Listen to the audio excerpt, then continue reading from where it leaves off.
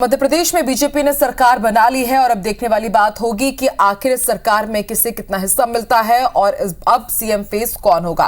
और बात कर लेते हैं छत्तीसगढ़ की। छत्तीसगढ़ के ज्यादातर संभागों में कांग्रेस को झटका लगा है और दुर्ग संभाग में भी कई दिग्गज यहां से चुनाव हार चुके हैं, पर कांग्रेस के वरिष्ठ मंत्री ताम्रध्वज साहू, मोहम्मद अकबर, रविंद्र चौबे, रुद्र कुमार गुरु को भी हार का मुंह देखना पड़ा। दुर्ग संभाग मुख्यमंत्री भूपेश बघेल और पूर्व मुख्यमंत्री डॉक्टर रमन सिंह के चुनाव लड़ने के कारण काफी चर्चित था।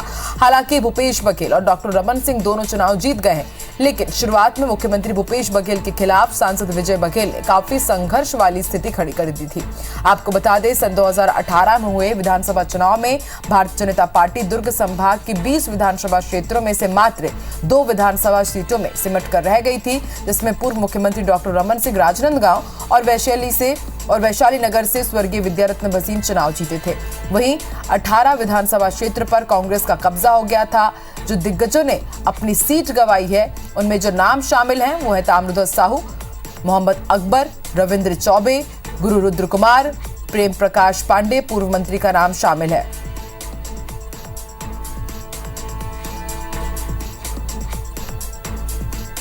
वहीं जिन जिन दिग्गजों ने जीत दर्ज की है, उनमें भूपेश बघेल पाटन से, डॉक्टर रमन सिंह पूर्व मुख्यमंत्री राजनांदगांव से। वहीं ऐसे नाम जिन्होंने चौंकाया है, उनमें विजय शर्मा है, कवर्धा से ईश्वर साहू है, साजा से ईश्वर साहू है, बेमेतरा से भी नाम शामिल है।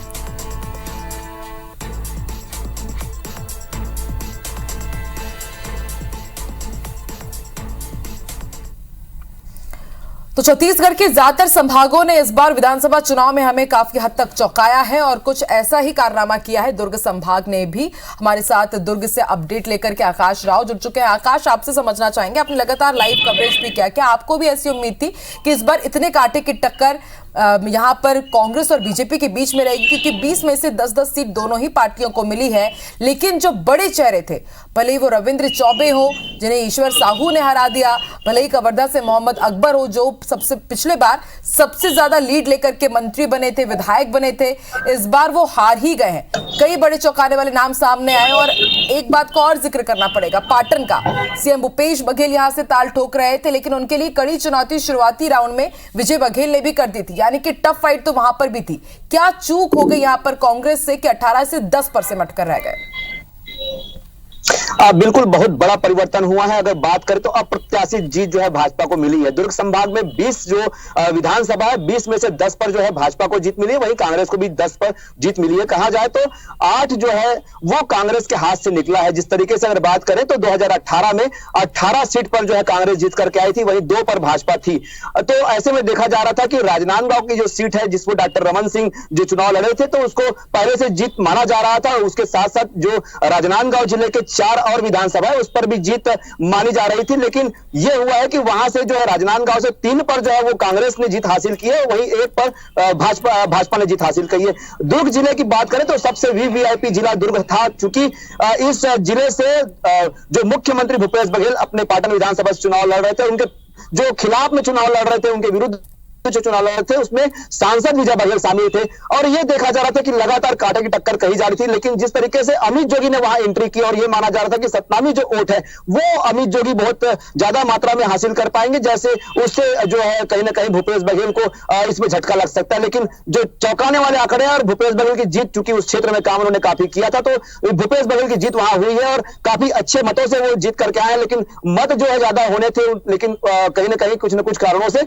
जो जीत का आंकड़ा है वो कम रहा। 16,000 से अधिक मतों से जो भूपेश बघेल जीत करके आया। वहीं अगर बात करें दुर्ग ग्रामीण विधानसभा की, तो ताम्रध्वज साहू जो गृह मंत्री थे अपने क्षेत्र में काफी एक्टिव थे और ऐसा माना जा रहा था कि उनके सामने जो कैंडिडेट है ललित चंद्राकर भाजपा से, वो काफी कमजोर साबित होंगे। लेकिन जो आंकड़े आए हैं और जो नतीजे आए हैं जिसमें ताम्रध्वज साहू जो हार का सामना उनको करना पड़ा है, तो कहीं ना कहीं ललित चंद्राकर ने 17,000 से अधिक मतों से जो गृह मंत्री को हराया है। तो ऐसे में ये अप्रत्याशित जीत मानी जा रही थी। कहीं ना कहीं ये देखा जा रहा था कि जिस तरीके से लगातार एक्टिव और क्षेत्र में काम हुआ है, तो ताम्रध्वज साहू जो है जीत करके आएंगे और वैसे ही लेकिन जो आंकड़े हैं वो उलट करके आए हैं। और दुर्ग शहर की अगर बात करें तो अरुण वोरा ने जो चुनाव हारा है ये अब तक की सबसे बड़ी हार है। जिस तरीके से जो 48,000 से अधिक मतों से जीत करके जो गजेंद्र यादव भाजपा के आए हैं, और ये बात है कि भाजपा ने दुर्ग जिले में 3 जो सीट है, जिस तरीके से वैशाली नगर में रिकेश सेन और दुर्ग ग्रामीण में ललित चंद्राकर और दुर्ग शहर में जो गजेंद्र यादव, ये नए प्रत्याशी थे जिनको टिकट दिया था और ये तीनों में जो भाजपा को जीत हासिल हुई है। रिकेश सेन लगातार के पार्षद रहे हुए हैं और 5 बार के पार्षद होने का उनको फायदा मिला है और वैशाली नगर से उन्होंने बहुमत में जीत हासिल की है, बहुत बड़े आंकड़े से वो जीत हासिल किया। और सबसे कम मतों से अगर बात करें दुर्ग जिले में तो भिलाई नगर का जो टक्कर रहा है, काफी कड़ा टक्कर रहा है। प्रेम प्रकाश पांडे पूर्व विधानसभा अध्यक्ष जो है देवेंद्र यादव से हारे हैं, हालांकि बहुत कम आंकड़ा रहा है, 1264 मतों से वो हारे हैं। लेकिन कहीं ना कहीं दुर्ग जिले में 6 जो विधानसभा है उनमें से 4 पर भाजपा और 2 पर कांग्रेस आ चुकी है। और बात करें बालोद जिले की तो वहां से मंत्री अनिला भेड़िया ने काफी अच्छी जीत हासिल की है और ये बहुत बड़ी बात है कि लगातार ये देखा जा रहा है कि 3 बार हैट्रिक माना जाए कि जो बालोद जिले की 3 सीट है, तीनों सीट पर जो है लगातार जो कांग्रेस से जीतते आई है, तो हैट्रिक जीत जो हासिल हुई है। अनिला भेड़िया के जो खिलाफ में देवलाल ठाकुर चुनाव लड़ रहे थे, जिला पंचायत के अध्यक्ष रह चुके हैं और ऐसे में कड़ी टक्कर मारी जा रही थी, लेकिन जो आंकड़े सामने आए हैं तो उससे ये लगता है कि कहीं ना कहीं जो देवलाल ठाकुर उनके सामने कमजोर प्रत्याशी रहे हैं। और वही बात करें तो जो संजारी बालोद है वहां पर जिस तरीके से जो संगीता सिन्हा वो चुनाव जीती है, तो उनका जो कार्यकाल रहा वो काफी अच्छा रहा, ये माना जा रहा है। और ये बात भी सामने आई है कि भाजपा के जो कार्यकर्ता हैं ये नाखुश थे प्रत्याशियों से, तो इस कारण से ये बड़ा एक फैक्टर काम आया है। और गुंडरदेव विधानसभा की अगर बात करें तो जो वीरेंद्र साहू है, जो कुछ पूर्व में हार चुके थे, उनको टिकट दिया गया था। ये माना जा रहा है क्षेत्र में कि कुंवर निषाद भी कमजोर प्रत्याशी होंगे और ऐसे वीरेंद्र साहू जीत सकते हैं और साहू जो वोटर है वो काफी मदद करेंगे, लेकिन ऐसा होता नजर नहीं आया और काफी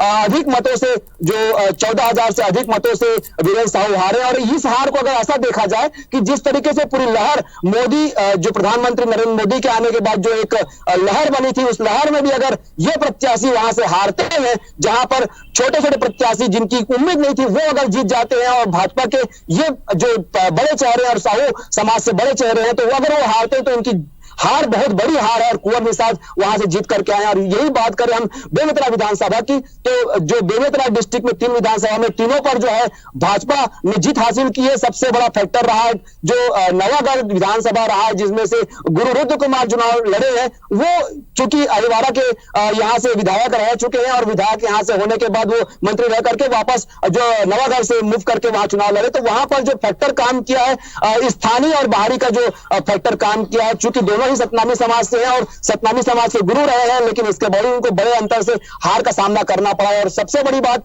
जो साजा विधानसभा की जिस तरीके से ये एक बात चली थी कि एक बच्चे का मौत हुआ और बच्चे के पिता को जो है टिकट दिया गया था, जिसको राजनीति का ABCD नहीं जानकारी था, उस व्यक्ति को चुनाव में उतारा गया, समझा जा सकता है। लेकिन एक बड़ा यहाँ पर जो चौंकाने वाली स्थिति रही कि क्या बिरनपुर ही हादसे की वजह से जो पूरा बेल्ट था, भले वो बेमेतरा हो, बिरनपुर हो, साजा हो, क्या यही वजह रही कि ये सभी कुछ कांग्रेस के हाथ से निकलता हुआ चला गया? अरुण, आप बने रहिए हमारे साथ। बिलासपुर संभाग का भी समीकरण जरा समझ ले।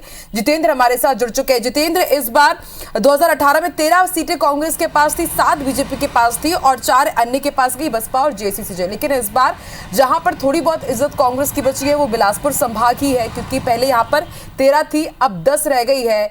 और यहां पर किस तरह से कांग्रेस ने काम किया और क्या समझा जाए कि जिस तरह का काम बिलासपुर में चल रहा था, अगर ऐसा ही पूरे प्रदेश में होता तो शायद और अच्छी सीट्स कांग्रेस की आती। और ऐसा क्या कारनामा कर दिया बीजेपी ने कि यहाँ पर कई बड़े जो चेहरे थे वो जीत हासिल करने में कामयाब रहे? बिलासपुर का समीकरण समझाइए जितेंद्र।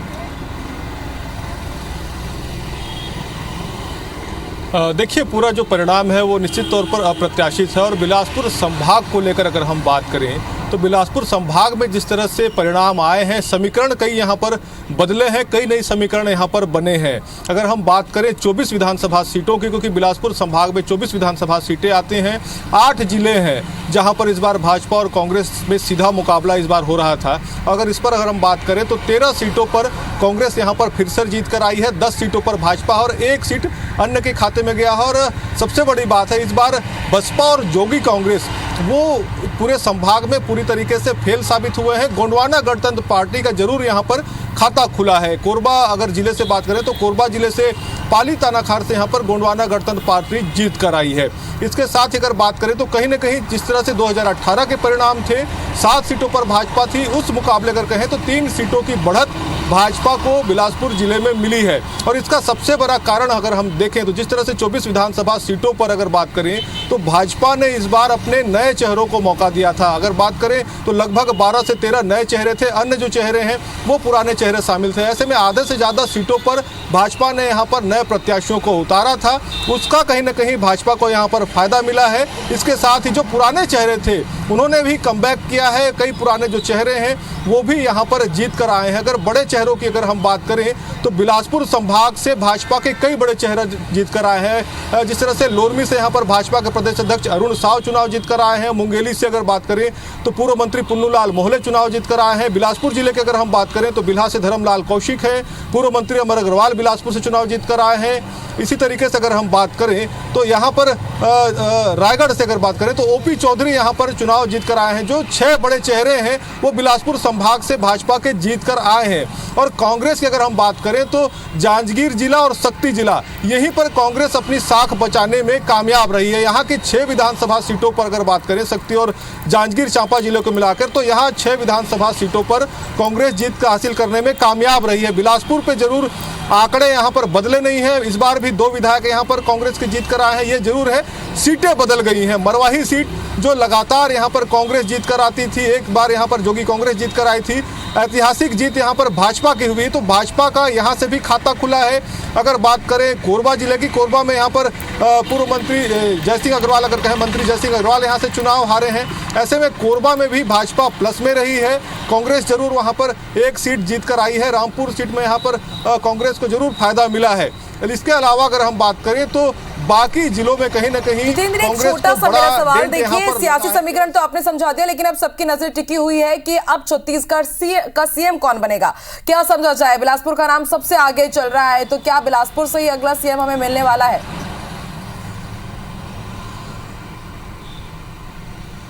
बिल्कुल, देखिए ये तो तय मानिए कि जो कैबिनेट इस बार भाजपा सरकार की होने वाली है उसमें बिलासपुर संभाग की बड़ी भूमिका होने वाली है, क्योंकि बिलासपुर संभाग से जिस तरह से यहाँ पर भाजपा के दिग्गज चुनाव जीत कर आए हैं, ऐसे में तय माना जा रहा है कि कैबिनेट में बिलासपुर संभाग की बड़ी भूमिका होगी। और जिस तरह से रायगढ़ से ओपी चौधरी यहाँ पर बम्पर वोटों से जीत कर आए हैं और जिस तरह से केंद्रीय नेतृत्व ने उन पर भरोसा जताया था, अमित शाह ने अपने दौरे के दौरान कहा भी था कि अगर ओपी चौधरी चुनाव जीतते हैं तो वो उनको बड़ा आदमी बनाएंगे, तो कहीं ना कहीं मैसेज साफ है। अगर बिलासपुर जिले से ही अगर हम बात करें तो पूर्व मंत्री अमर अग्रवाल एक बार फिर से यहाँ पर बम्पर वोटों से जीत कर आए हैं। धर्मलाल कौशिक जो लगातार यहाँ पर चुनाव जीतते रहे हैं, इस बार भी वो चुनाव जीत कर आए हैं और पहले भी कई बड़ी दायित्व वो निभा चुके हैं।